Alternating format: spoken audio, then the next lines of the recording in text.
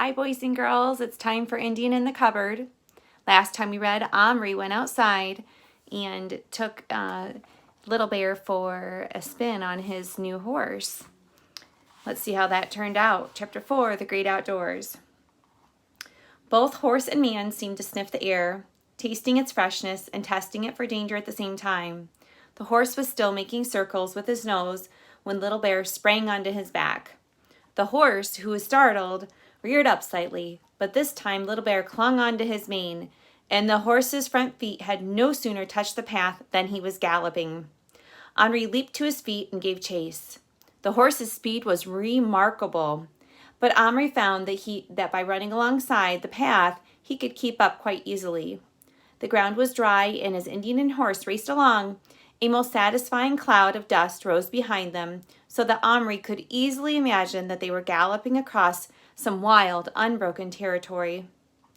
More and more, he found he was able to see things from Little Bear's perspective. The little stones on the path became huge boulders that he dodged. The weeds became trees. The lawn's edge an escarpment twice the height of a man. Living things such as an ant scuttled across the horse's path, and they made the horse shy wildly. The shadow of a passing bird falling on him brought the Indian to a dead stop, crouching and cowering as a full-sized horse might if a huge prey swooped at him. Once again, Omri marveled at the courage of Little Bear, faced by all these human-sized hares. But it was not the courage of recklessness. Little Bear clearly recognized his peril, and when he had had his gallop, he turned the horse's head and came back, trotting back to Omri. And here's a picture of Little Bear out on the lawn. You see those weeds that look as big as trees?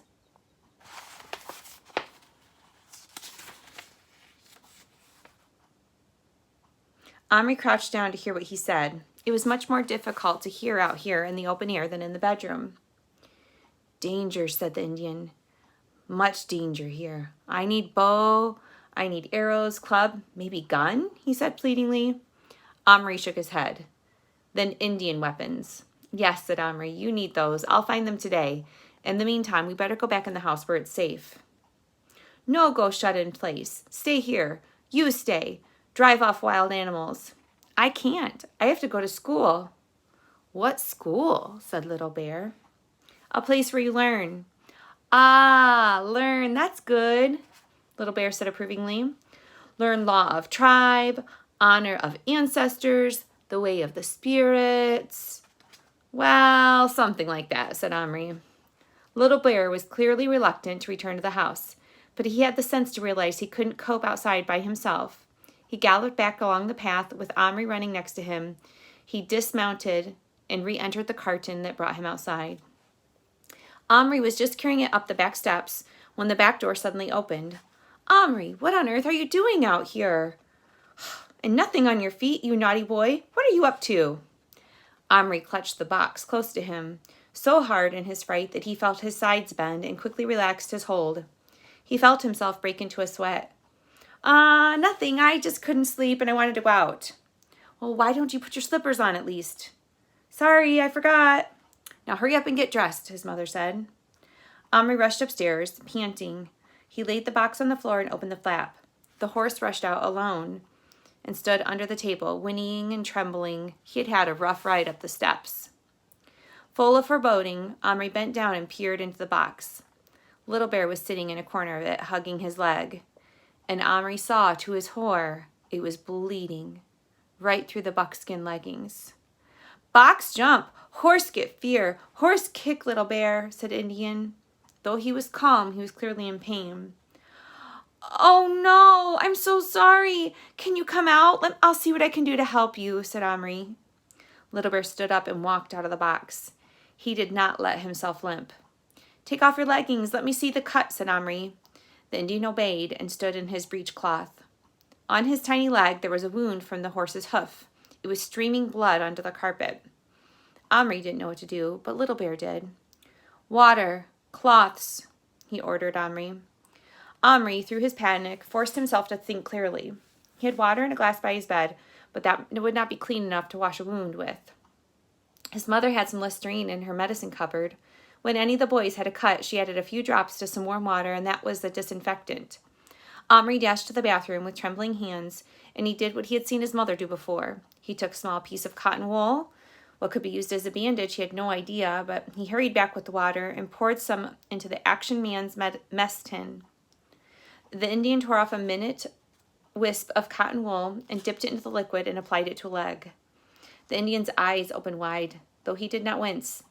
"That's not water, that's fire," he said. "It's better than water. Now tie, hold in blood." Omri looked around desperately. A bandage small enough for a wound like that? Suddenly his eyes lighted up on the biscuit tin. There, lying on top, was a First World War soldier with the red arm band-aid of a medical orderly, and in his hand was a doctor's bag with a red cross on it. What might that not contain if Omri could make it real? Not stopping to think too far ahead, he snatched the figure up and thrust it into the cupboard, shutting the door and turning the key. A moment later, from the cupboard, he heard a thin English voice calling, "Here! Where am I? Come back, you blokes! Don't leave a chap alone in the dark!" Uh-oh. Looks like Omri has another friend. Chapter 5 I'll go ahead with, because Chapter 4 was so short. Chapter 5 is called Tommy. I bet that's the name of the bloke in the cupboard. Omri felt himself grow weak. What an idiot he'd been. Oh, not to have realized that the man, and not just the medical bag, was going to change. After all, what did he need more than just a bandage of the right size? Oh, someone the right size to put it on. Ha-ha. And unless he was sadly mistaken, this was just what was waiting inside the magic cupboard. So he unlocked the door, and there he was, pink-cheeked, tousle-headed under his army cap. His uniform was creased and mud-spattered and blood-stained, and he looked angry, frightened, and bewildered. He rubbed his eyes with his free hand. Praise be for a bit of daylight, anyway. What the? And he opened his eyes and saw Omri. And here's a picture of the little soldier inside of the cupboard. I think that might be his medical bag wrapped around his shoulder. Omri actually saw him go white, and his knees gave way underneath of him. He uttered a few sounds, half curses and half just noises. He dropped the bag and hid his face for a moment, and Omri said hastily, "Don't be afraid. It's all right. I'm a dream that you're having. I won't hurt you. I just want you to do something for me. This is all a dream, and then you'll wake up." Isn't that funny? Slowly, the little man lowered his hands and looked up again. "A dream? Is it? This is a dream? I should have guessed. Yes, of course it's a dream. The whole rotten war's nightmares have gotten me a dream. Still and all, perhaps it's a change for the better. I'd like to have a dream instead of a nightmare once in a while." "Can you bring your bag and climb out?" Omri asked. "I need your help." The soldier now managed a rather sickly smile and tipped his cap. "Sure, right you are. With you in a tick," he said, and he picked up his bag and he clambered over the edge of the cupboard. "Stand on my hand," Omri commanded, and he held out his hand. The soldier did not hesitate for a moment, but swung himself up by hooking his free arm around Omri's little finger. "Bit of a lark this is. I won't half enjoy telling the fellows about this dream of mine in the trenches tomorrow." Omri carried him over to Little Bear, and the soldier stepped down on his knee in the carpet. "Well, I'll be jiggered. A bloomin' Indian. This is a dream. No mistake. He's wounded, too. Well, that's my job. Patch him up." "Yes, please," said Omri. And without more ado, the soldier put the bag on the floor and snapped it open. Omri leaned over to see. He really could have used a magnifying glass so badly to find the miniature doctor's bag and all the little details inside. By the time he got back to his own room, the soldier was kneeling at Little Bear's feet, applying a neat tourniquet to the top of his leg. Omri peered through the magnifying glass into the open bag. It was simply amazing, everything that was in there. Bottles, pills, ointments, steel instruments, including a tiny hypodermic needle, and as many rolls of bandages as you could possibly want. Omri then ventured to look at the wound. Yes, it was quite deep. The horse gave him a terrific kick. And that reminded him, where was that horse? He looked around in a fright, but soon he saw it, trying to eat the carpet. "It must think it's grass," thought Omri, meanwhile offering it a small, stale piece of bread. And it ate that gratefully, and then some water in a tin lid. It was odd how the horse was not frightened of him. Perhaps it couldn't see very well. "There now, he'll do. He's all better," said the soldier, getting up. Omri looked at the Indian's leg through his magnifying glass. The wound was bandaged beautifully. Even Little Bear was examining it with obvious approval. "Thank you very much," said Omri. "Would you like to wake up now?" "Oh, might as well, I suppose. There's not much to look forward to except mud and rats and German shells coming over. Still got to win the war, haven't we? We can't desert. Even in a dream. Not for long. Duty calls and all that, hey?" Omri gently picked him up and put him in the cupboard. "Goodbye. Perhaps sometime you could dream me again?" "A pleasure," said the soldier timidly. "Tommy Atkins at your service. Any night, except when there's an attack. None of us gets any sleep to speak of." And he gave Omri a smart salute. Regretfully, Omri shut and locked the door. He was tempted to keep the soldier. It was too complicated already, though. Anyway, he could always bring him back to life again if he liked. A moment or two later, he opened the door again to check, and there was the orderly, bag in hand, standing just as Omri had last seen him, at a salute. Only now he was plastic again. Little Bear was calmly pulling on his blood-stained leg. "Good magic. Leg feel good." "Little Bear, what are you going to do all day while I'm at school?" "You bring bark of tree, Little Bear make longhouse." "What's that?" "Iroquois house. Need earth, stick posts in." "Earth, posts?" "Yes, earth, posts, bark, not forget food, weapons, tools, pots, water, fire." There were no corals at breakfast that morning, and Omri gulped down his egg and ran. In the greenhouse outside, he found a seed tray full of soil, pressed down. He secretly carried it upstairs and laid it on the floor behind the dress-up crate. He was pretty sure his mother wouldn't look back there, even if it was a cleaning day for his room. Then he took his penknife and went back outside again. Fortunately, one of the trees in the garden had the bark that came off easily, the silvery, flaky kind. He cut off a big strip, and then another to make sure. How long was a longhouse? He didn't really know. He pulled some grass for the horse. He cut a bundle of thin, strong, straight twigs and stripped off their leaves. Then he went back to his room and laid all of the offerings in front of Little Bear, who was seated outside of his teepee, apparently saying his prayers. "Omri," called his mother from the downstairs.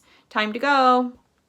Omri took out of his pocket the corner of a piece of toast he'd saved from breakfast and cleaned out the last of the corned beef from the tin. There was some corn left as well, but it was getting rather dry now. He filled up Action Man's beaker with water from the bathroom, pouring a little into the horse's drinking lid. The horse was munching the fresh grass with every sign of enjoyment. Omri noticed its bridle had been replaced with a halter, cleverly made of a length of thread. "Omri, I'm coming." "The others have gone. Hurry up, you're going to be late." One last thing. Little Bear couldn't make a longhouse without some sort of tool, like a knife. He'd need an axe. Frantically, Omri rummaged through his biscuit tin. A knight, yielding a fearsome-looking battle axe. It wasn't exactly what he needed, but it was better than nothing, and it would have to do. In a second, the knight was locked in the cupboard. "Omri!" "1 second." "What are you doing up there?" Crash! The axe was being used on the inside of the cupboard door. Omri wrenched it open, snatched the axe from the startled hand of the knight, just in time for one horrified look before he was reduced to plastic again by Omri slamming the door. Never mind. He had looked most unpleasant, just as knights must have looked when they were murdering saints. Omri had little time for knights. The axe was a beauty, though. Shining steel, sharp edge. It would be a perfect tool for Omri, or a perfect tool for Little Bear. Little Bear. But Little Bear was sitting in a trance, communicating with his ancestors, Omri supposed. Well, Little Bear would find everything he needed today. He wondered what all he would accomplish while he was gone. Omri flashed down the stairs, grabbed his parka and his lunch money, and he was gone. So that was chapters 4 and 5. I'll do chapter 6 tomorrow. Bye.